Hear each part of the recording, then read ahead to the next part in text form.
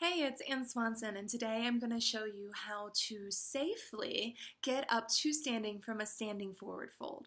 And this particular transition is where a lot of injuries can happen. It's also so important for us as yoga teachers or yoga therapists when teaching particularly a group class to give options on how to get up to standing, because at least one person, probably a lot more, in the group are going to have one of the following risk factors, which can lead to injury in this transition. So I'm going to show you some of the practical tips in this video, and then I'll link below, or this is possibly embedded in an article on a little bit more in detail about those risk factors and basically the physiology behind why I'm teaching it in this way. So these are my tried and true methods. Let me show you.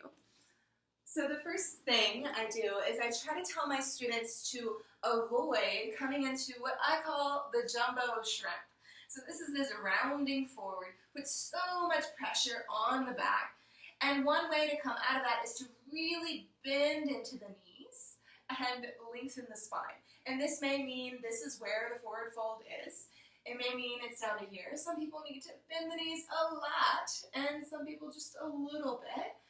And people can come all the way down, that's fine too, wherever works. But you want to make sure that you're not feeling any pain in the back. So bend the knees as much as possible to relieve that pain. Keep the length all the way through the crown of the head. The neck is nice and long. Shoulders relaxed.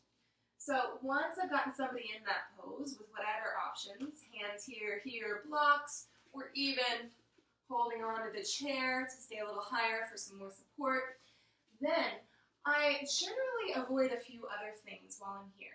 So I generally avoid, particularly in sun salutations, coming up to standing with the arms out in front, coming up. So I'm pretty strong, and I even felt that in my lower back.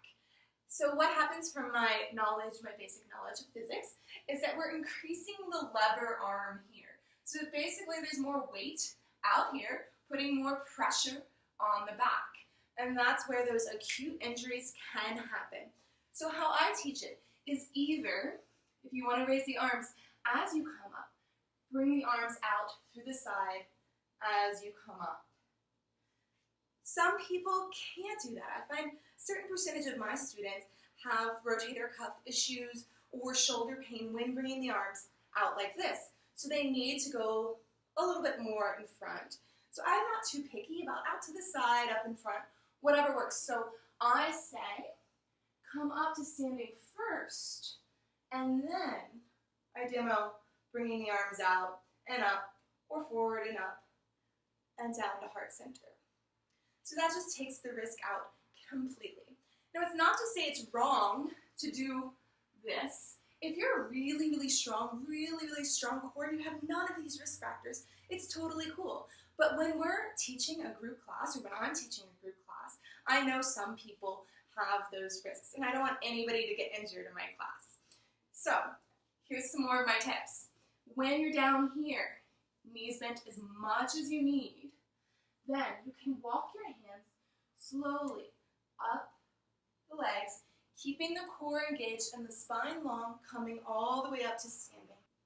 Really great way. If somebody's using the chair, they can press off the chair to get a little support and then come up to standing.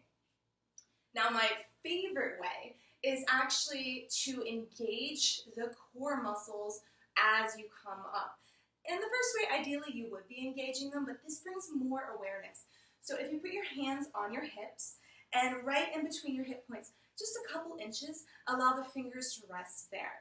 So I want you to feel your transverse abdominals, which are the muscles that wrap around. They're like corset muscles. And when you engage them, you're protecting your low back. So I instruct people after they're down here, bring the hands to the hips and feel those muscles. Engage them, so you'll feel a little bit of kind of a bounce under your fingertips. You may, if you have awareness, you may feel mula bandha or the pelvic floor engage just naturally when you do that. And keep breathing, that's key. And with the inhale, knees slightly bent as you come up to standing, leading with the back of the head. And spine stays nice and long. So that is actually my favorite way because it brings that awareness. One last point is, obviously I'm not so much for the jumbo shrimp. I'm also not so much for the rolling up to standing thing. It's okay, it can feel good, but with the risk factors I explained, it's too much pressure on the back. That's where injury could happen. So I really teach lengthening the spine, safer and generally.